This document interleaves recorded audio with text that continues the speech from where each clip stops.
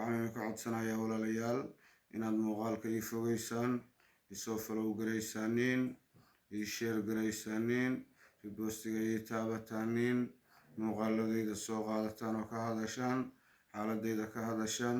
walaalayaal wiil walaalkiina nahay, muddo badan baan xanuunsanaa, 15 sano gaaraysa, halbowlayaal baa i go'ay.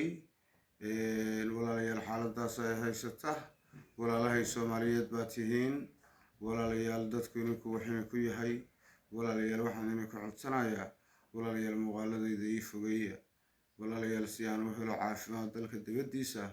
walaalayaal caafimaadku waa muhiim, walaalayaal caafimaadku waa muhiim. walaalayaal qofka dadku wuxuu u badan yahay qofku goortuu xanuunsado in la naco, laga gaabsado, xiriirkii dheeraa la jaro, waxyaalahaas bay dadku u badan yihiin. walaalayaal wiil walaalkiina nahay, xanuunka la iskuma naco, ilaahay baa keena subxaanahu wa tacaala. waxaan idinka codsanayaa muuqaalada ii fogeeya meel dheer ii gaarsiiya.